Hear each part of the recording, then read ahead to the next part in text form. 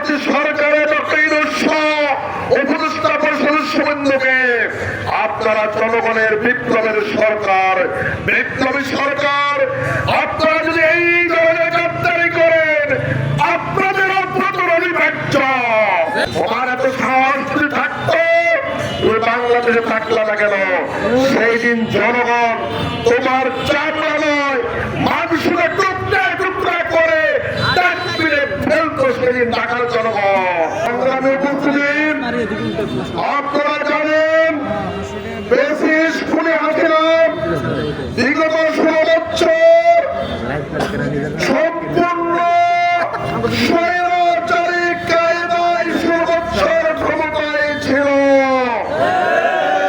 কিন্তু এই দেশের ছাত্র জনতা যখন আন্দোলন শুরু করেছিল জুলাই, তখন হাসিনা পাখির মতন গুলি করে বাংলাদেশের আমার বিদ্যমান ছাত্র জনতা 2000 জন ভাইকে শহীদ করেছে।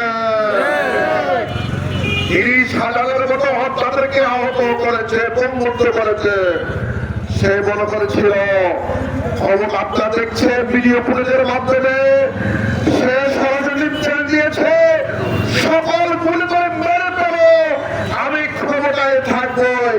এই জনগণ এমন ভাবে পদ্মা দেওয়ার মতো পুষলে উঠেছে, এমন ভাবে বিক্ষোভ করেছে।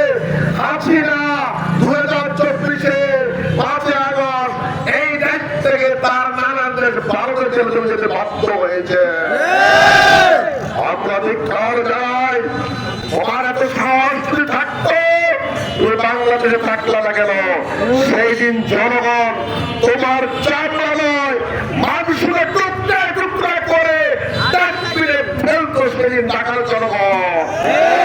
সংগ্রামী ভাইয়েরা, আমরা বলতে চাই আজকে বাংলাদেশের এই জুলাই বিপ্লব 1 বছর অতিবাহিত হয়েছে, এখনো আমাদের শহীদদের বিচার হয় নাই। আমাদের যারা পঙ্গুত্ব বরণ করেছে তাদের এখনো সুচিকিৎসা ঠিক মতো করা হয় নাই। আমি বলতে চাই স্পষ্ট, অন্তর্বর্তী সরকারের উপদেষ্টা পরিষদের সদস্যবৃন্দকে আপনারা জনগণের বিপ্লবের সরকার, বিপ্লবী সরকার, আপনারা যদি এই ধরনের গাদ্দারি করেন আপনাদের অনিবার্য। আমরা হুঁশিয়ার করে বলতে চাই, বাংলাদেশে অবিলম্বে জনগণের যে দাবি, আগামী দিনে এই দেশে শেখ হাসিনাকে সকল খুনিদের বিচার করতে হবে। জুলাইয়ের সনদ জনগণের যে নিয়ম সেন্টিমেন্ট অনুযায়ী হতে হবে। জুলাইয়ের সনদ করলে এই জুলাইয়ের সনদ আমরা মেনে নিব না। ছাত্র জনতাকে নিয়ে আমরা আবার দুর্বল আন্দোলন করে তুলব। রামগতি কমলনগরবাসী, আমরা রামগতি কমলনগরকে আমাদের সুন্দর একটি উপজেলা করতে চাই।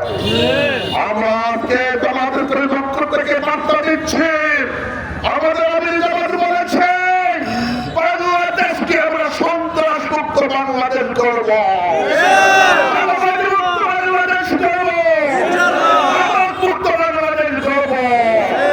আমরা আজকে কি দেখতে পাচ্ছি, আমাদের আবার চাঁদাবাজ হচ্ছে, আমার বাবেনদেরকে আজকে তো দর্শন করা হচ্ছে।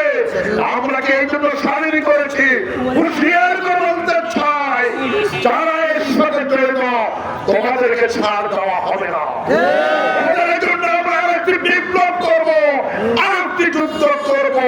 বাংলাদেশকে আমরা চাঁদাবাজ মুক্ত ইনশাআল্লাহ করবো, মুক্ত করবো, মাদক মুক্ত করবো। আমাদের মা বোনদের ইজ্জত আমরা রক্ষা করবো।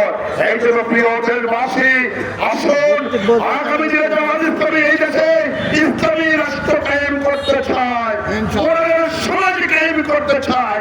এর মাধ্যমে শান্তি আসতে পারে, মানব প্রতির মাধ্যমে শান্তি আসবে না, আসা সম্ভব না।